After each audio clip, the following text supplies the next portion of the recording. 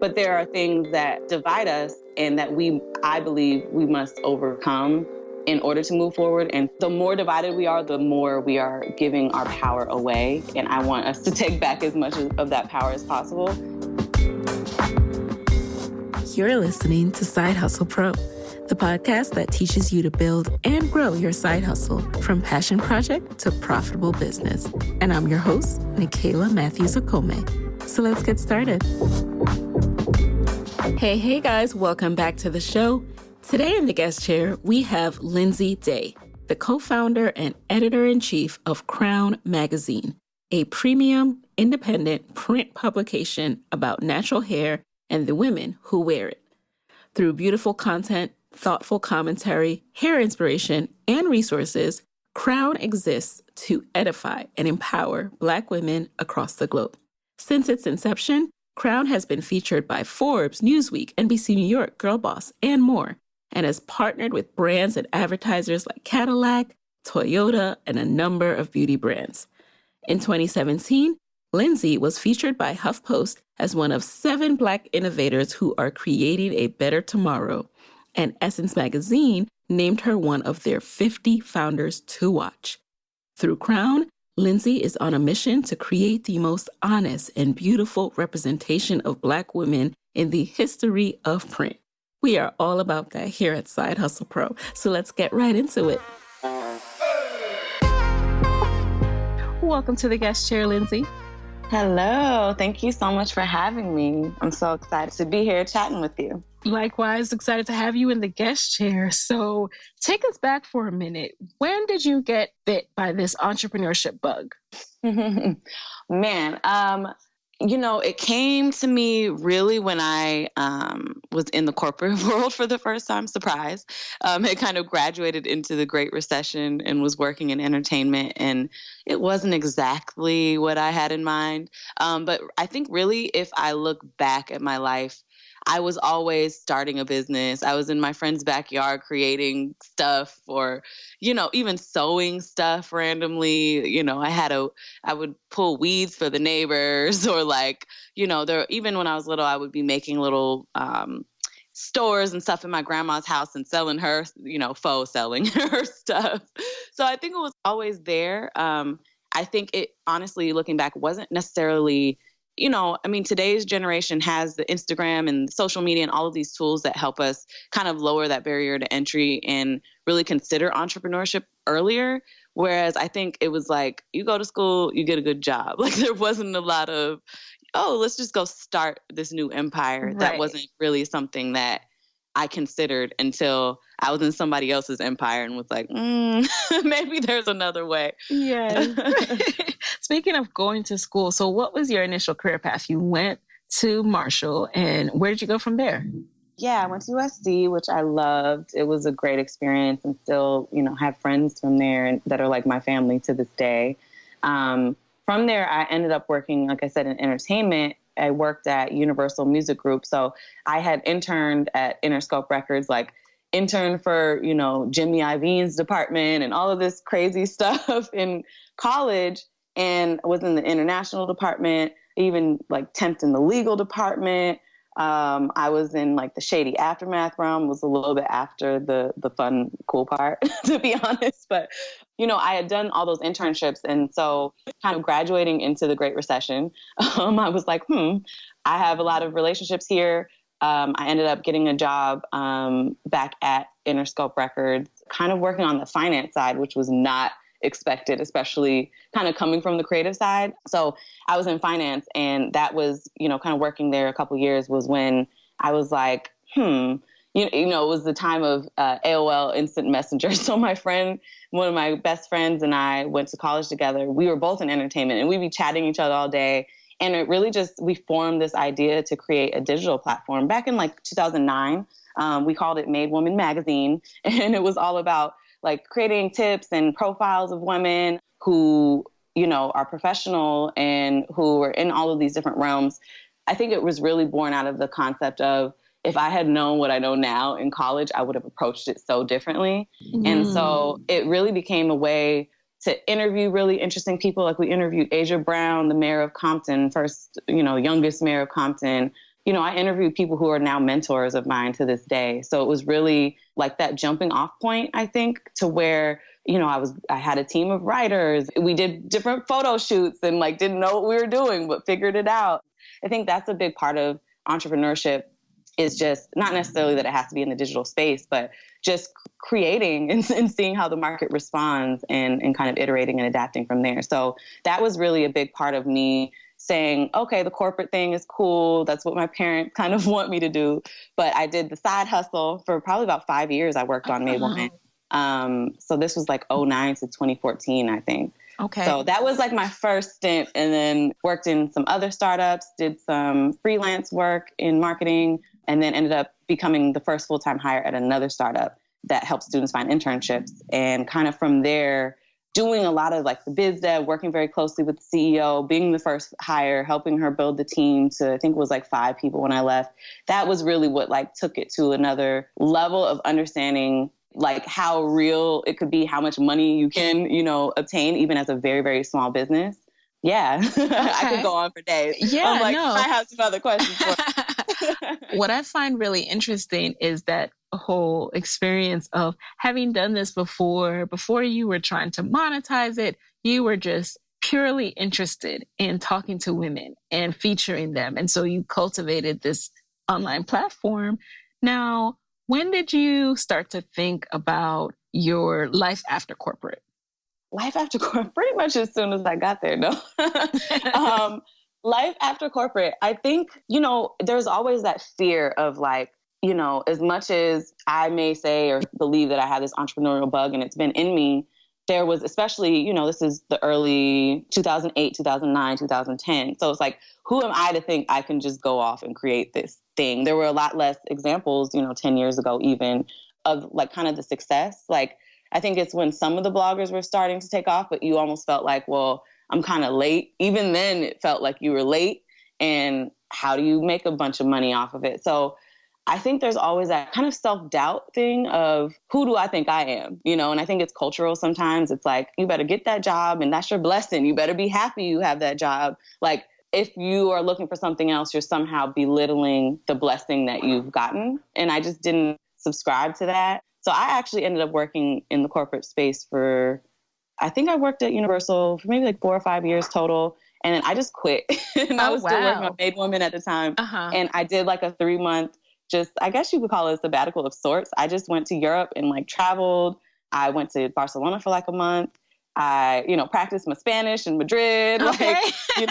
I actually found like I have very deep Irish roots on my dad's side, and like went back to where his great grandfather grew up. So it was very like, I hadn't explored a lot of these things. And that was really an integral moment of just stepping back and reshaping the life that I actually wanted to live versus, it was like, I went to school because my parents wanted me to go to school. Like, not that I wouldn't have, but there were all these check boxes that were like, I'm going to do all of these things. I tried the relationship thing, certain things didn't work out. And I found myself at that like quarter life crisis moment, I think, of sorts of, I just need to reset this real fast. And so that was really a moment of resetting. And that's when I really started getting into like more freelance work and going back to the creative side. I'd been in finance and just trying to carve my way back. Had you planned that leap at all?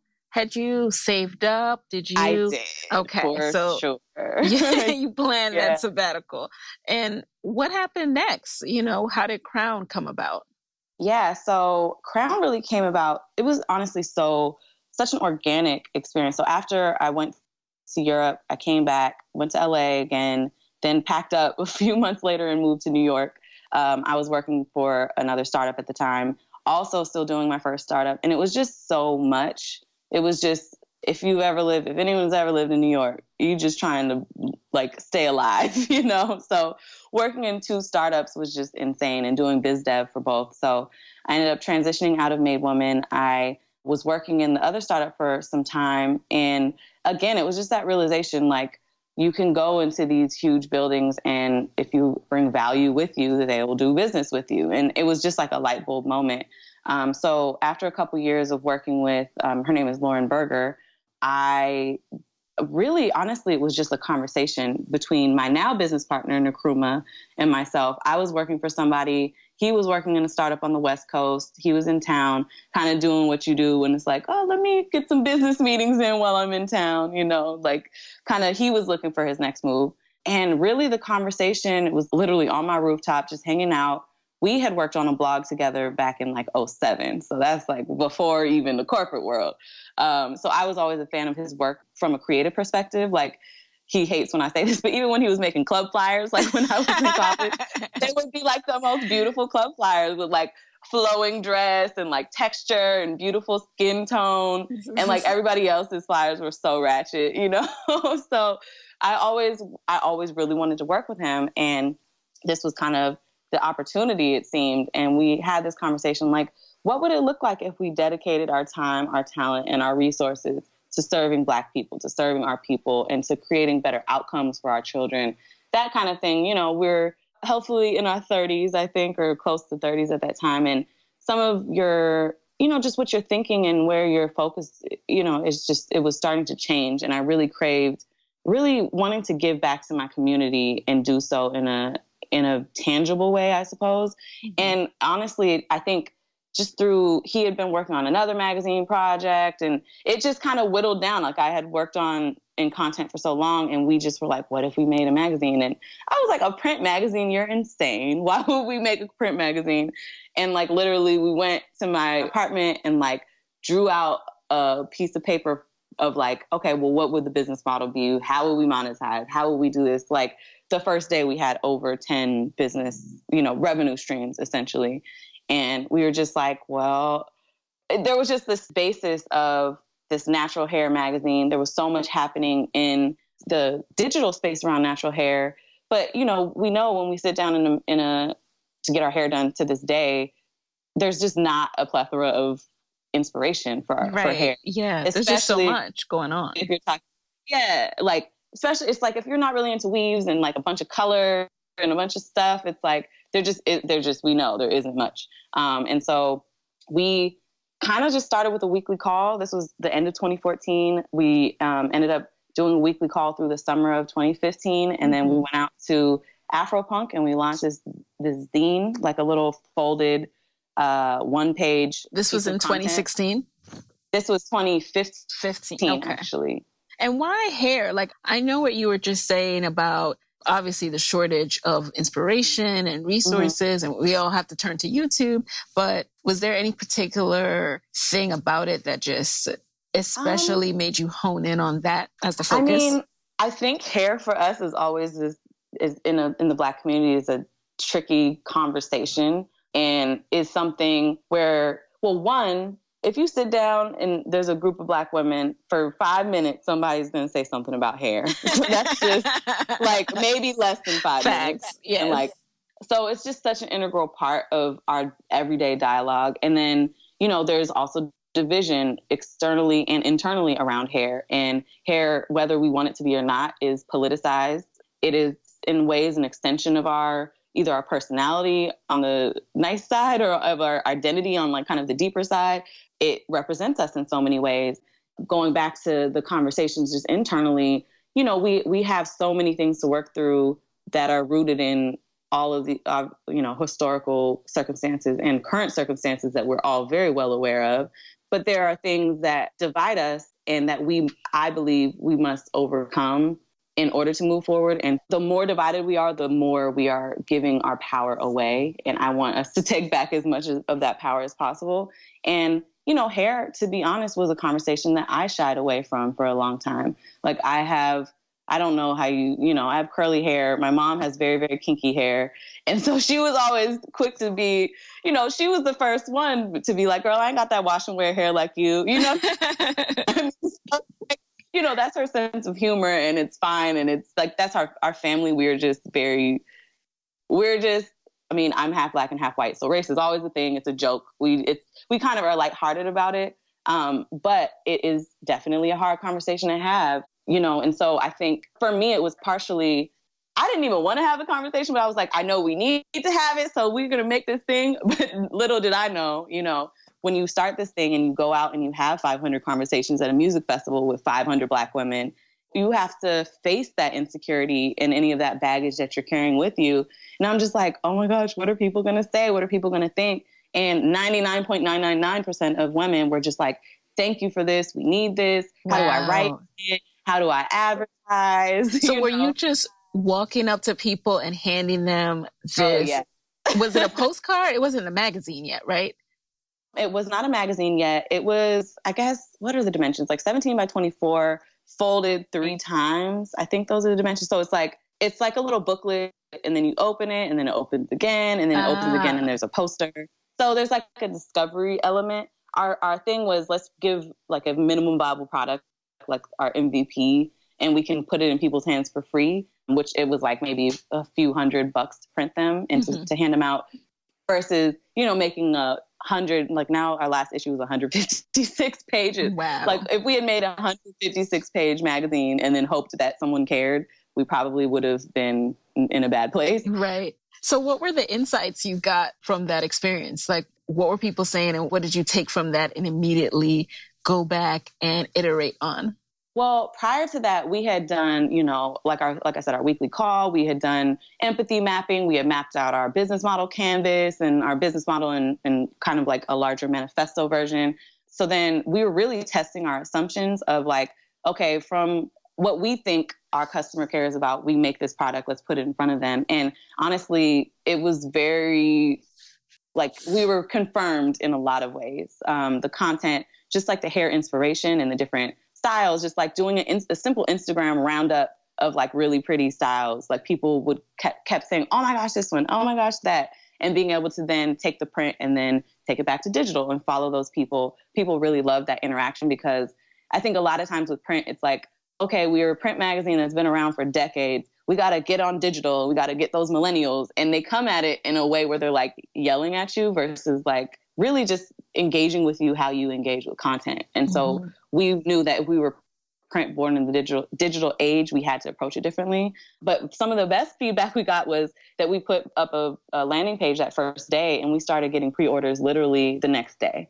So that was really, really, really exciting that we had customers like on day 2. So did you use those customers to actually print the magazine? Because I'm really fascinated by this. How does one make a magazine, and how do you consistently get those subscriptions? So once they did pre-orders, were those subscribers, monthly subscribers, or was it a per issue based order?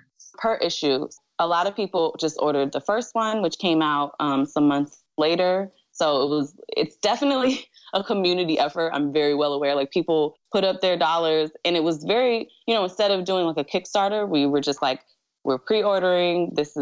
You can get 1 issue, or you can get the first volume, which is the first 4 issues.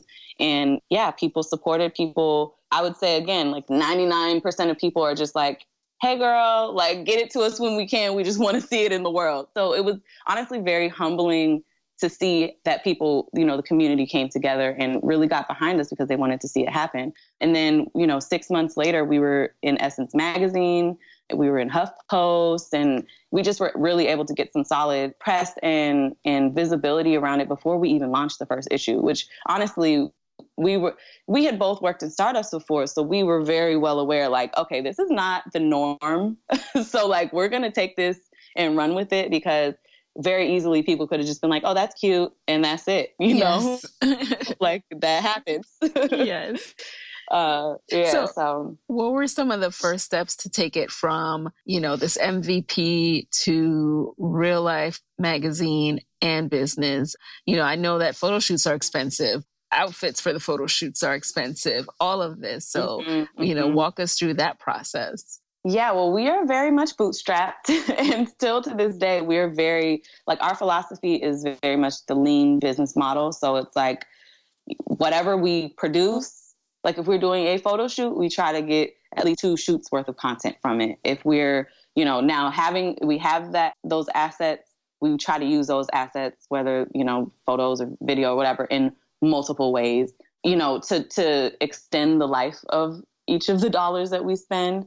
We also, because we do highlight the everyday woman versus like, it's all about celebrity and, like weave is expensive, but we don't necessarily have to have that. So that's helpful. Because we work with women from the neighborhood, and women who just have something really, a story to tell or something on their heart. A lot of times it's as simple as, hey, let's walk around the block and use this natural light and, take some portraits. And fortunately, and I learned this kind of the hard way, in terms of partnerships, Nkrumah and I have very complementary skills. For example, he didn't take photos before this. He started taking, he's an artist, he's a creative.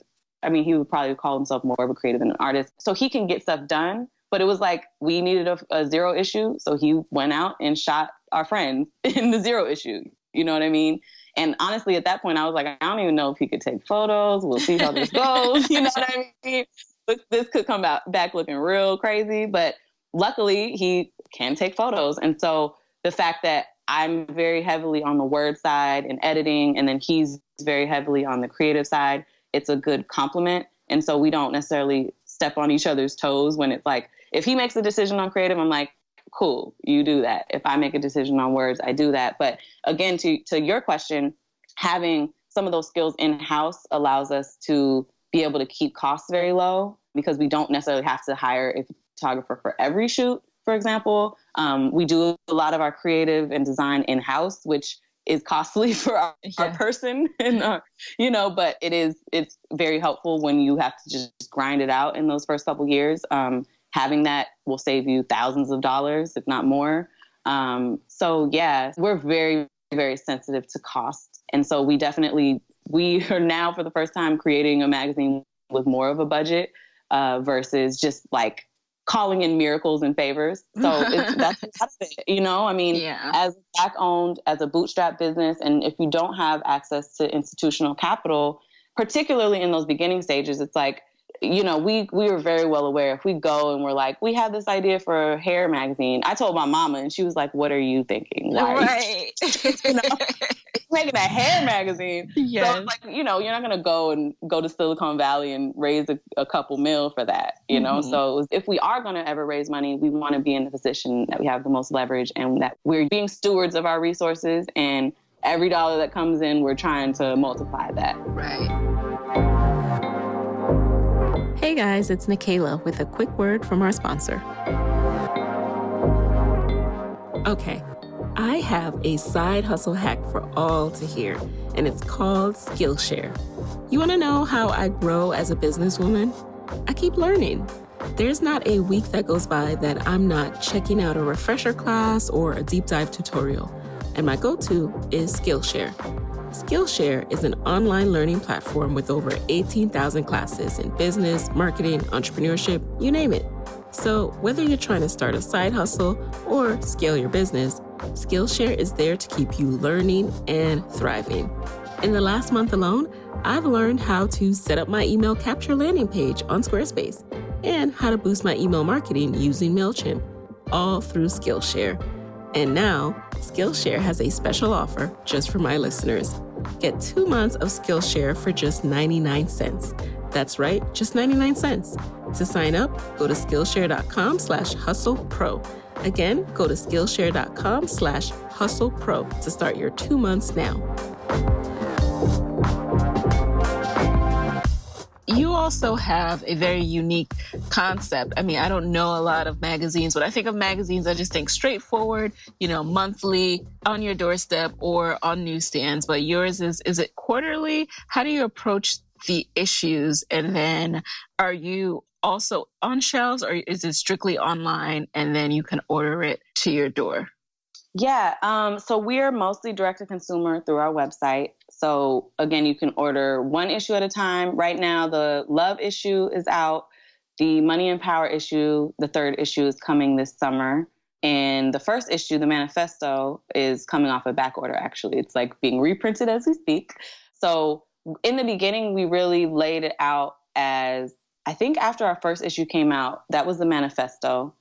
And then we knew that we wanted to focus on love from the sense of not just like that. The second issue is the love issue, not from like cutesy love, but more the love of self, the love of community, love of your family. How do we act out of a sense of love and use that to build and fortify our communities at large?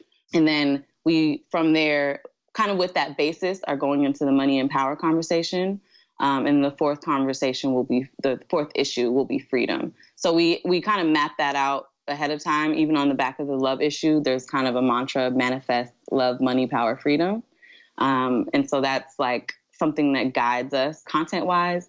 In terms of distribution, again, most goes out through our website, but we are sold also in, boutique retailers like Nubian Human in DC, Marché Rudis in Brooklyn. We're in Sacramento. We're in LA.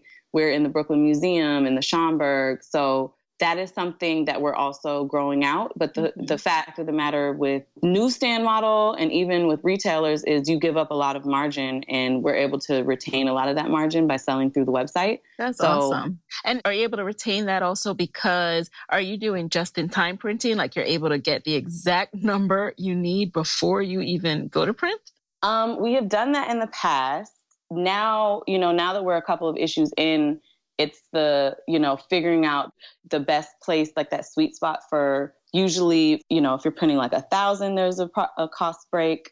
If you're printing 5,000, there's another break, and then it goes up from there. So figuring out how, that's something that all companies of all sizes struggle with, is like, how many do we get? How many can we sell? Right. Kind of figuring out what margin you want to retain versus, are we trying to sit on inventory? Can we move this inventory? So those are always considerations. And you kind of just have to play it by ear. Like we have a print on demand printer where we can like get stuff done quickly. And then we have a printer that we've made a relationship with who's amazing in Canada, who just really, really values the relationship and also the quality of the print. So that is a more recent relationship that we're very, very excited to have, because it just, takes out the guesswork, which when you're switching printers every couple of months, that causes delays and, of course, it causes, yeah. You get proofs and they're whack. Or we've gotten orders of hundreds of magazines that we're like, they're coming this week. And then we get them and they're trash. And we have to tell customers, they're not coming this week. I'm so sorry. Please don't hate. Those things are really, really hard. So, those are just parts of kind of having that direct to consumer business, and part of you got to iron those kinks out along the way. Mm-hmm. So how do you approach marketing, given that you're not getting that passive marketing of having foot traffic going by your issue on the newsstands each and every day? Yeah. I mean, part of it is now putting more energy into, now that we're growing our team, getting more of those placements too, because that is, to your point, it is important. But we've been very fortunate to get a lot of earned media, a lot of press, a lot of people asking about the magazine and, speaking engagements and just kind of creating awareness in that way. And just creating moments. Like, for example, we went to Summit 21 last weekend? The weekend before, I guess. It's all a blur. In Atlanta, which is part of Blavity and 2190. Morgan DeBond, who founded that, is on the cover of our next issue, the Money and Power issue, which we're very excited about. So we went down, I spoke on a panel down there, and we also did this photo installation, which was inspired partially, of course, by the Money and Power upcoming issue, but by a very famous Huey P. Newton photo, Black Panther photo of him sitting in this wicker chair with like a spear and a gun. And so we kind of recreated that. We used a flag, but, for example, doing things like that where everyone came and it felt like, we wanted it to feel like you're coming and kind of just sitting in on a Crown photo shoot versus like, here's a table and we're selling you products and we're making you take a photo and sharing it on social media. We wanted people to feel like a part of the Crown community, the Crown family. And so it was like there was a line down the hallway or down the little expo way of people waiting to take these photos. And then that night we went back and our team added the Crown logo to the top. So it was really cool to see them kind of going up the next day on social media and the conversations, and people are like, oh my gosh, are you on the cover of Crown? Are you on the, and like friends, people have to tell people like, no, it was an installation and a thing. I love that. That's so smart. So smart. Yeah. And I mean, I couldn't have necessarily imagined it would go exactly that way, but it was really cool that people were so excited about it. And it created some buzz leading up to the release of the next cover. And so we always are trying to come up with ways like that where we can utilize kind of where we already are, the conversations that we're already a part of, and create a moment that really speaks to people and that they can take with them. And like even seeing people, a bunch, at least 5 to 10 people were like, I'm framing this and I'm putting it in my house. So like that is like, I could not have imagined that. But I think in the way that Crown, the magazine itself, is that thing that sits on your coffee table and you share it with your family when they come over and it sparks dialogue. Now I think it's really cool that an extension of that is you have this really cool photo in your house that means something to you and harkens back to this day of like all of these Black women, just power in this room and in Atlanta, this moment that you'll remember forever, you know? And, you know, of course, there's paid marketing. So Facebook and AdWords and all that stuff is definitely like those kind of more, I guess, if there are traditional digital marketing tools, those would be the more traditional digital marketing tools. So yeah, we kind of have a mix and some guerrilla marketing in there, you know, got to make it work. Speaking of guerrilla, you know, you mentioned the fact that you're bootstrapping a couple of times. Now, is your long-term plan to eventually raise, whether that's, you know, VC or angel? Like, what are your thoughts on that? Yeah, I mean, I think it's always easier. I mean, well, I won't even say easier. It's not necessarily easier because raising money comes with other things, but it is always easier to do things with more money. So like, you know, it just greases the wheels, so to speak. So it's definitely something that is a conversation. We're definitely open to it. It just has to be the right relationship and the right terms, of course. And so we're definitely open to it. I'll say that. There are conversations happening behind the scenes. And yeah, I think Crown is an amazing project that we feel very blessed to work on, but we're also like serial entrepreneurs. So I'm sure there will be more from us. Of course. And, you know, many of us can relate to that. The second part of the money piece is really you guys, as you mentioned, serial entrepreneurs. I know you're each working on other things. So what is the revenue stream for this? And is this something that pays your bills or is it still something that is very much in a growth stage? Yeah, still growth stage. In terms of our revenue streams, honestly, when things have gotten tough in the past, the main thing that we come back to is our customer, you know, like a lot of times, and particularly when you have, I think if you work in like on digital platforms and stuff, it's always like, okay, we need traffic so that we can get brand sponsorships or brand advertising, which is definitely important. But that means nothing, and that will fall by the wayside if you don't take care of your customer first. So a lot of it is because we do have a $25 magazine that we sell to customers, making sure that we're always taking care of our girl, making sure that that is quality, you know, because that is hard, again, bootstrapped, because you have to kind of balance this. Okay, it needs to be quality, and quality takes time. But we have customers and they want their magazine, you know, yesterday. So that is always a balance, but pouring energy into our customers is always fruitful. And whether that's just like working on the product itself or figuring out ways to, you know, from a business side, like what are different ways we can market on social, via email, on, you know, Facebook, et cetera, to glean more, to turn more of our audience into customers. And then, yes, the brand partnerships. So that's a big piece because those tend to be, you know, larger amounts. So whether those are brand ads or advertorial in the magazine, we're now building out our experiential offering. We've brought in a wonderful team that is, you know, spearheading a lot of other things like the thing we just did in Summit 21, and then also more proprietary events, building out a lot more of that. We've done more talks and mixer kind of events, which people typically like will use that as a way, like for entry, you buy a magazine, or if you've already bought a magazine, you come for free. So that's another way that we kind of drive those sales through frequent talks and mixers.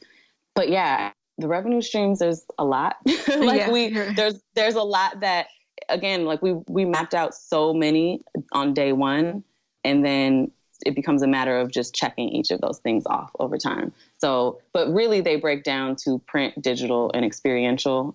And then there's a bunch of like things underneath each of those houses. Yes. And, you know, I'm glad you brought up the price point too, because it's so interesting. You have a very specific audience that is willing and understands the value of paying $25 when they're used to, whatever price point they see on the newsstand. Right. So when you're thinking about growing readership, you really are laser focused on your person, your girl, like you said. Right. Definitely. Always thinking about like, what does she need? What is going to make, like even we've turned down brand partnerships and opportunities and revenue, opportunities because like at the end of the day, is that going to drive the brand forward? Everything honestly is run by our brand pillars, by sisterhood, knowledge of self, authenticity, self-love, and ownership. And so we're like, if we ever feel that we have to compromise any of those things in order to make a deal go through, it's not the right deal for us. And, that's a hard pill to swallow sometimes when you have to be very revenue focused as a bootstrap business. Like everything has to generate revenue, but you have to weigh again that long term versus that short term. Like if we want to be here for decades to come, will this sacrifice our integrity? And if so, then you gotta get it done another way. So what's next for Crown? What's next for Crown? Oh my gosh, so much more events. Definitely.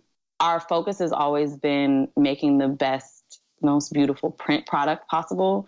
And, now we're able to start staffing against that. And so we're now building out the digital platform, which again has always been, it's like one of those things we always say, like as entrepreneurs, you kind of have to live in the future because it's like people are like, well, what about this? And what about that? And you're like, I know, like we'll get there, but you kind of have to stay true to those, if we had started a huge digital platform and a bunch of events and a print magazine on day one, we would have failed for sure. Because we just, limited resources, time, energy, et cetera. But we are now kind of circling back and building out that digital platform, doing more original content, doing more, again, events are a huge focus of ours. So yeah, you'll see us out this summer. Hopefully we'll be back to DC too. Okay. Because we missed you last time. But yeah, we'll be doing a lot more out here, as we call it. I'm excited for it. So now we're going to transition into a quick lightning round where I ask 5 questions and you just answer the first thing that comes to mind. You ready? Oh gosh, this is scary. All right, I think I'm ready. All right. Number 1, what's a resource that has helped you in your business that you can share with the Side Hustle Pro audience? Man, I would say a huge one was Business Model Generation. It's a book that, it talks about all about like the business model canvas and empathy mapping, and is a really, really great tool for just understanding and visualizing your business and your audience in like a snapshot form for the people who are not like, building out a 20-page business plan or whatever, because, things happen so fast. And you have to iterate so fast, and, keeping some huge document up to date in real time is kind of impossible. Yes. So having these snapshots that you can iterate on and act on in real time, that has proven invaluable for us. Number 2, what is one thing that you do every day that sets your day on the right tone? I wish I could give an honest answer to this. Yes, you have to. You can. The only thing I really probably do every day is drink coffee. It's so bad. I wish I could be like, I wake up and I meditate. And that's real. That is, yeah. But I don't. So coffee. We'll take it. Hopefully next time we check in, it'll be different. Okay.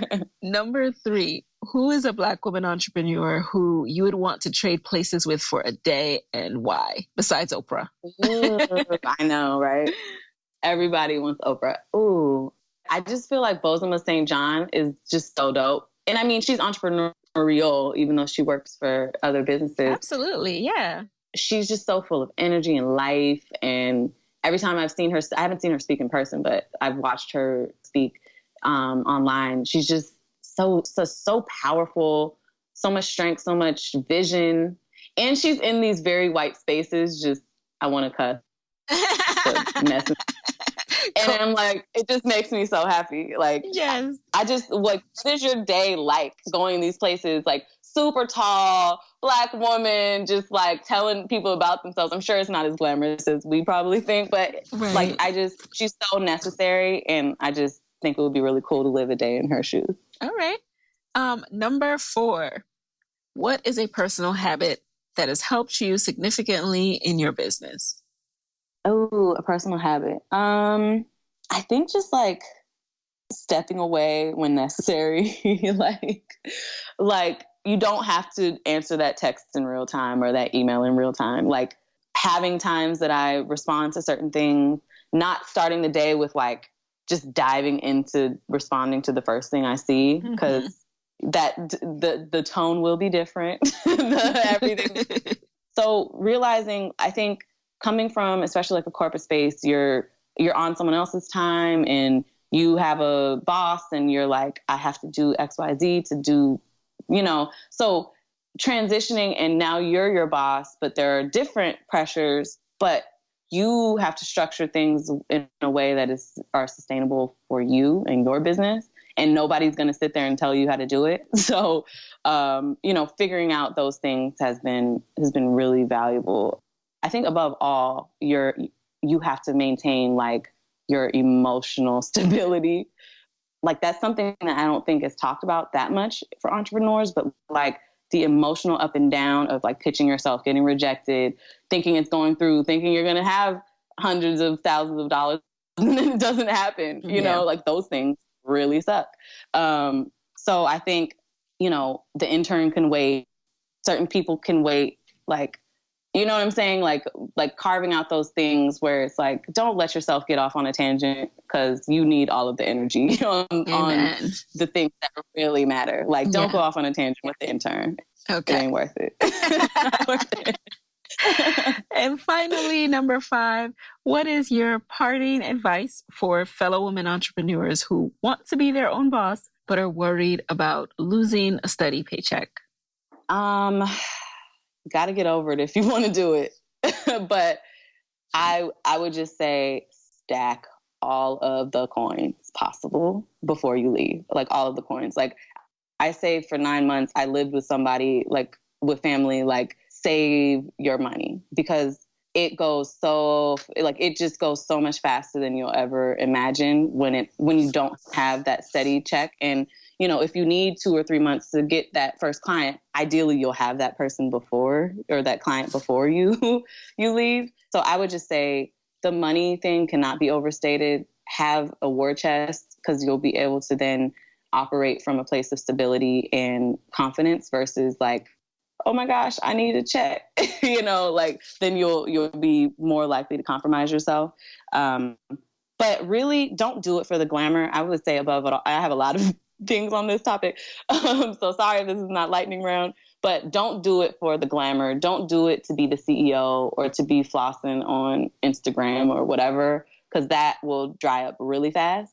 You have to do it it's more than just the passion. It's like, what is your purpose here? Like, is this in line with your purpose? It can't be, I'm mad at my boss, I don't want to work for somebody, because you'll be mad at yourself soon enough. You'll be like, you know what, that boss was not that bad. My boss was actually kind of cool.